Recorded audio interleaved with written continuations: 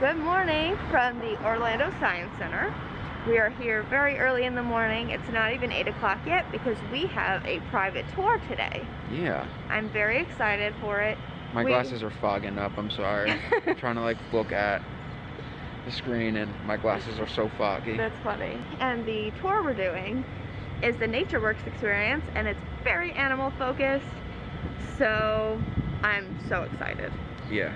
Hello from the future! Yes, we just wanted to say that you are about to see some really, really cool animals, but a lot of the animals that are here were actually here because they used to be somebody's pets who couldn't actually take care of those animals properly because they hadn't done the proper research before getting that pet. Yeah. So we just want to hop in and say that if you're going to get a pet, please make sure that you do the proper research and also keep wild animals in the wild. Animals that are domesticated, you can have as pets. They're great pets. We love animals. When you do your research and know how to take care of them. But the animals that are supposed to be out in the wild are not necessarily meant to be pets. And now, back to the regular scheduled programming. Boo! We've got some red-eared sliders right up front, yellow-bellied sliders, yellow-eared sliders. Right over here we have a really big snappy turtle, Frank. Yeah, so this is his favorite spot in the whole swamp. In fact, he's been here for about 30 years. Wow. Yes, so sometimes you've never been here before, but if you come back, he might be on the other side or something like that. But this is his favorite spot. Yeah. If we had this anywhere else, he probably would never see him.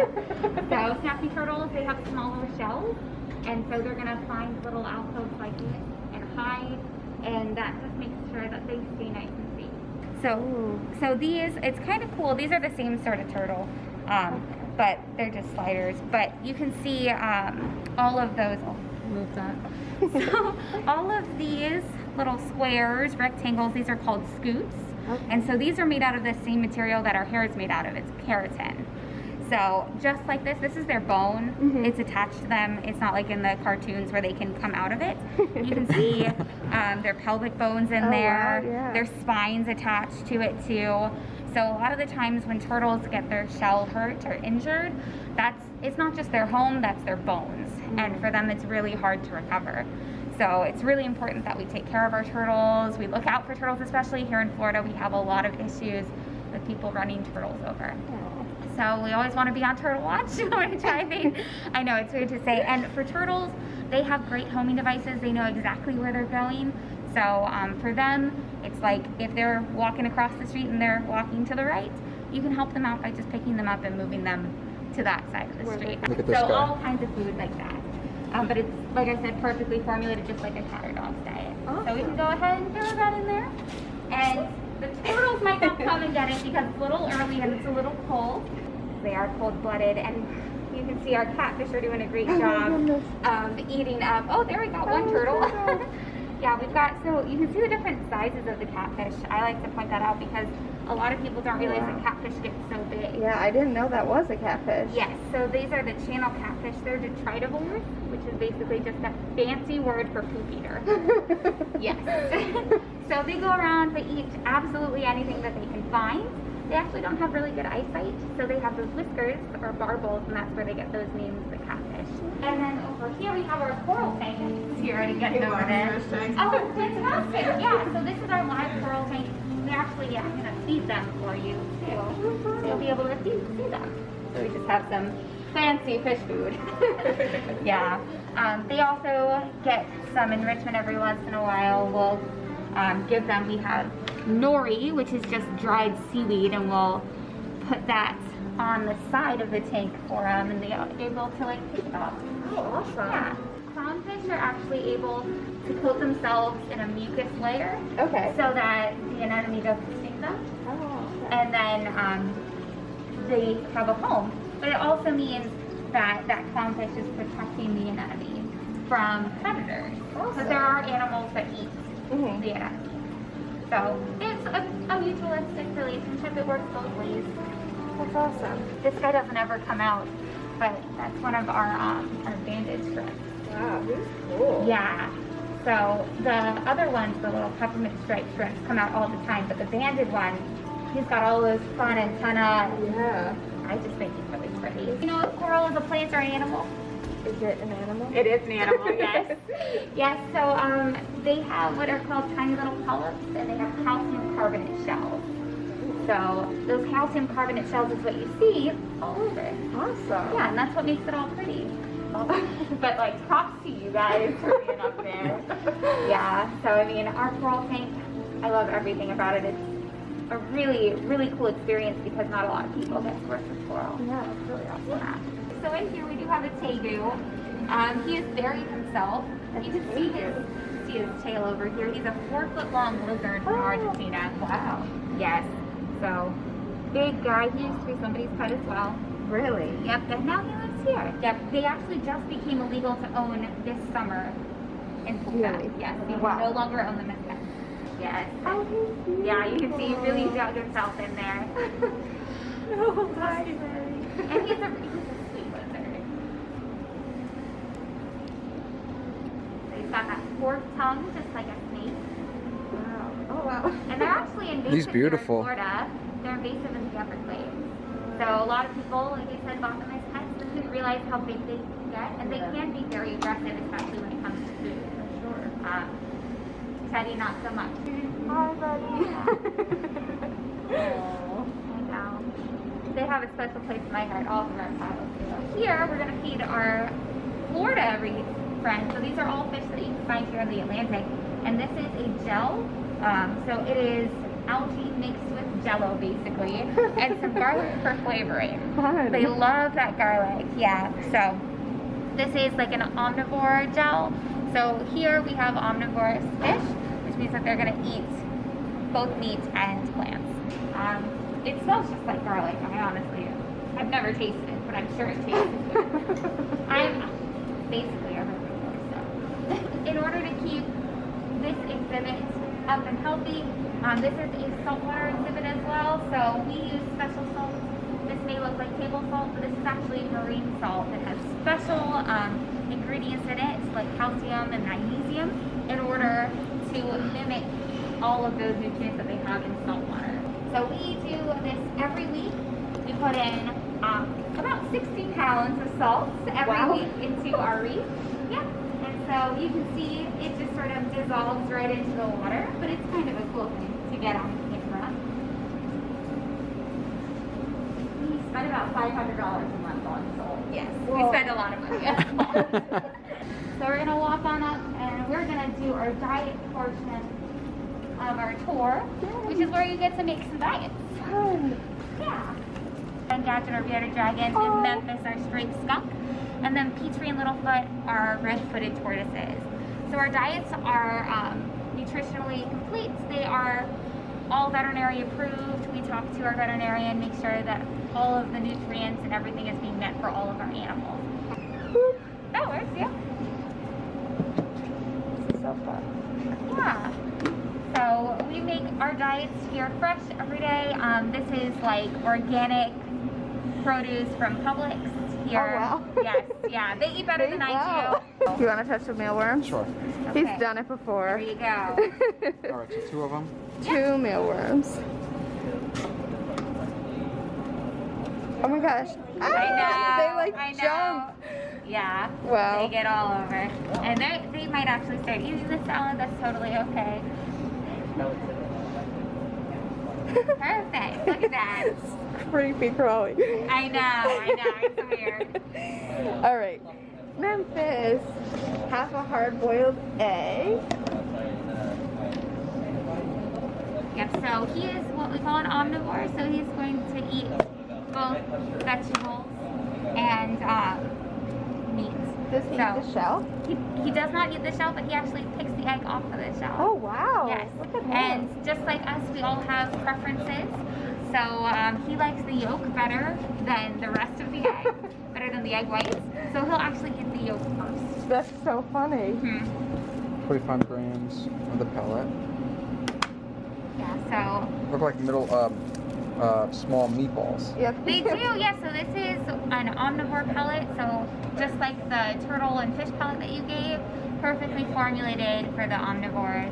So he gets all of those extra proteins. Out in the wild, skunks will eat a lot of things that we don't really have here. This has all of those nutrients for him to stay nice and healthy. What was that? And he actually, Memphis will go out on walks every day. So he has his own specific harness that we put on him, and he can walk on all around NatureWorks. We'll take him outside. He goes on walks outside. That's amazing. It's really helpful when we have volunteers in NatureWorks. Yeah, I'm sure. Good job. Yay, look at all of our food. I can't wait to see them all. All right, so we're going to actually give these to our animals. Perfect. So, hey, friends. Here we have 2 of our red-footed tortoises and 2 of our gopher tortoises. So this one that's coming up to us is Littlefoot. He's about 6 years old. Hi, Littlefoot. He's going to live to be around 50. Wow. Yes.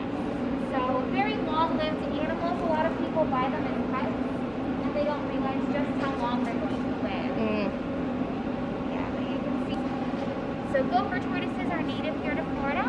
You'll actually find them quite often. I get people that tell me they have them in their yards. Wow. They take really long, deep burrows, and a lot of other animals use those burrows to hide it. So they're very important to our ecosystem. You did so good. They love it. Good job. Hi, Memphis. You are precious. Oh my goodness. You are so cute. Look at him. He's like, oh man. Oh my gosh, he's adorable. Yep, he was. I told you. They have their favorite foods, and he just, he loves it so much. And it's great because it's really good for him too. He's so cute. You got a little on your mouth there. He's not a very good, I would say, clean eater. He is a very messy eater. Makes a lot of the mess. Yeah. I like his little ears. Oh yeah. Yeah, that's your card. Do it. He's like, what is this? That's not food. Yeah, so you can see now he's gonna go for that egg because that is his next favorite thing.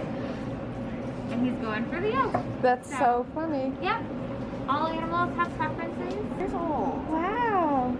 He's like, I got food all over your arm. You sure did. Do you want to pet him?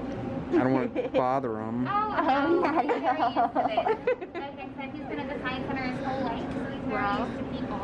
Yeah, I've known him since he was 8 weeks old. Wow, he was probably so small. He was like, have you ever seen like a baby guinea pig? Yeah. He was like that size with like a huge fluffy tail. That's so cute. He's adorable.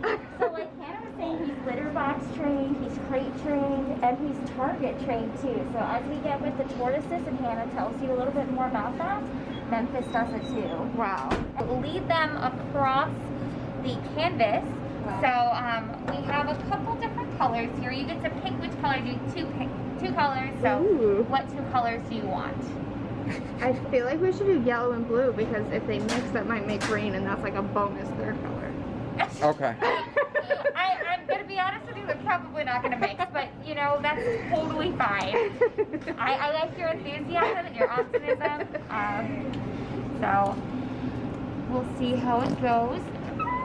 There we go. So this is non-toxic paint. This is washable paint. It comes right off with water.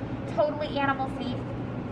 So you don't have to worry about them. Awesome. And so first things, we actually have some tomatoes for him to reward him for when he does go across and go to that target. But first things first, we're gonna paint his little toes and toenails. Yay. So you can take one of these brushes and just paint the bottom of his feet. All right. We don't want to do like his whole foot. So the bottom of his feet are right here. There we go. Yeah, and get those toenails. If you want to, you can hold this right here. Oh, he's pooping. There we go. Aww. And so once he gets close to that target, you're going to reward him with some food. Awesome. You're doing so well. Beautiful. So then we're going to pull it away. All right. And we're going to say, okay. Okay. And then he gets a tomato. And you can see it's a very slow process, but it's very exciting. It is. We'll see if we can get him to go the other way. And so if you want, you can actually give him the reward next okay. time. Yeah, there you go. Thank you. Get on a nice big one. And then, so yep, good. there we go. Just poop all over the place. He's like, that's fine. Don't eat the paint. It is non-toxic, so it's fine. But you might only get blue on this. That's fine. And so I think he's pretty good. close. So you can go ahead and pull that away. Okay. And then. And here's your food. Yay. Nice. Oh. Good job. Good job. Hi, Lena. Oh my gosh, I love her already. So feel free to come over on this side here behind me. Awesome. And you can pet Lena anywhere but on the head. Wow. Hi, Lena. Wow. So she's got 2 claws in the front and 3 in the back. So that's how she gets the name the two-toed sloth. Some sloths have 3 claws in the front, but they always have 3 in the back. Huh. We had turtle and fish pellet, omnivore pellet, tortoise pellet. This is what we call a leaf eater biscuit. Oh. So Lena is a specialized herbivore. We call them a folivore. So they just eat leaves. So since we can't really provide like 30 different varieties of leaves that would be out there in the rainforest, this is the next best thing. It has all the nutrients and fiber that she would get from that high variety diet in one tasty little pellet. Yeah. It kind of smells like oatmeal. Okay. So I would imagine it's like a bran, Awesome. you know, like a bran like granola bar or something like that. One day I'm Seems going like to try she it. loves it. So check out those teeth. Yeah, They're sharp. self-sharpening. Yes, so it's surprising that like this like docile little folivore has such sharp teeth, but there's a lot of threats out there in the rainforest, out of nature. Anacondas, harpoon, golden eagles, and jaguars. So those are mainly for protection, Yeah. and they are razor sharp. Yeah, they look really sharp. I was surprised when I saw them. They called FWC and they said, hey, we have an alligator. And FWC found him. So, Wow. I mean, you know, I totally get it. Looks very scaly. If you're under someone's porch, it's probably dark. It looks Right. very similar to an alligator, a big lizard. Yeah. I get it. But they're not native here. So once again, we think he was someone's pet that they either released or he escaped. Wow. And he is just really, really sweet. You can see he's just sort of chilling in my They arms. look so cuddly. He's a very good cuddler. But these animals are known for being very food aggressive. And so he's actually target trained as well. Oh. So he gets trained with that target and then he gets his food. And it's a way, it's enrichment for him, stimulation, a way to sort of not get aggressive with food. Awesome. Yeah, And what did you say he was, his species? a savanna A monitor. savanna monitor. So you can touch him on his back and on his tail if you want. He's like Wow. really soft. Wow. He's not like scaly like you would expect like No. other lizards.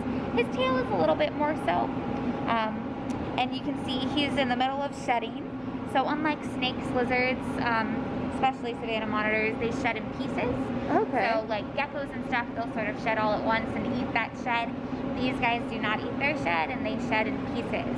So he kind of just looks a little rough.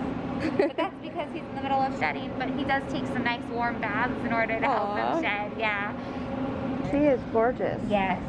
Oh my goodness. So these are actually found here in Florida. But they're more in North Florida. You don't see them as much here in Central Florida. But they're beautiful snakes. In the pet trade, they go for thousands of dollars. Wow. Because they're all black. And in the sunlight, they're iridescent. And they shine really pretty. So all of our snakes get handled every single day. Really? Yes. Wow. For them, it's very important. Like I said, these snakes are native here to Florida. We're in North Florida. It's a little too warm for them here in Central Florida. But she's been with us pretty much her whole life. She used to be somebody's pet. They were trying to breed her. So they're actually part of SSPs, which are species-specific proliferation plans. So they make sure that we have these animals. So you can see she's really beautiful. Yeah, she's like And, iridescent. like, yeah, especially like Oh on my the goodness, back. she's like rainbow. Yeah, yes. Wow. Which is why they're so coveted in the pet trade. They Yeah. go for thousands of dollars. Wow. But you can touch her. Love to and- touch her. Oh wow. Yeah, So really smooth. soft. really smooth, which is Wow. really different from most snakes that have like really scaly, really rough scales. Even her tongue is like so Yeah, dark black. You have to have a relationship with them before they allow you to touch them. It's a little more intimate than like a dog or a cat. I kind of equate it to like who do you let play with your hair. Okay. You know, not a stranger, right? Right, Like no. mates and family. So it's like that. They're a prey species out in the rainforest. And the same things that were going after Lena, like those harpy eagles and golden eagles, would be going after Captain. So naturally they have to be pretty alert. Not today. Just waving. Good job, Captain. Wow. Oh, there That's you go. awesome. Good job, Captain. Good job, Captain. You're amazing. She's also trained to let me trim and file the nails too, Wow. which is huge. So most of the time, like parrot owners, they'll just wrap them up in a towel, pull out a wing, cut the feathers real quick, pull out their feet, and they're like squawking. They can get overheated. You know, it can be stressful. Yeah. So it's so much easier if she could participate in her animal care. If we could teach her that, you know, the vet's okay, he's just checking your feet, you know, you're not getting hurt or anything like that. It's much less stressful. We could take care of them more effectively. So you see that little tongue? Yeah. It's really hard. It's like a finger. They don't have a Really? wet mouth at all. They're like, the moisture's like down in their throat. So they can eat spicy foods. Yeah, now you're excited. She's warming up a little bit. There we go. So they can eat spicy food. So parrot owners will feed them like jalapenos, habaneros, all those Wow. things. They can eat all of it like it's nothing, like it's a bell pepper. That's crazy. Because you have to have a wet mouth for the capsaicin, you know, to be effective. That's the stuff that makes food spicy. And check out that long tail.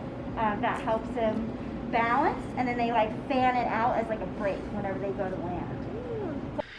All right, we just got back from our nice little animal encounter at Yes. the Orlando Science Center. Whole experience. Yeah, it was a lot of fun. I loved it. I would 100% do it again. Yes. We are going to link the information for that in the description down below. I highly recommend doing it. It was like 30-ish or less minutes away from our hotel. So if you're going to Disney World, it is pretty convenient. Yeah, and it is early in the morning. Yes. So it's our time was roughly from 8:30 to 10. All of the workers there were really passionate about animals, really passionate about what they were doing, keeping animals safe, giving them the best care they can. Most of the animals that they had actually were people's pets that they couldn't take care of, so they are able to take care of those animals properly, so that's why they have most of the animals that they have. Yeah, it's a lot of fun. Learned a lot. Definitely do it if you can. It was so much fun. If you love animals, it's definitely for you. Yes, it was definitely a fun experience. So now we're going to dive into a quick breakfast before we hop over to Magic Kingdom. Alright, so that's all we have for this video, but you'll see us really soon at Magic Kingdom. So, bye!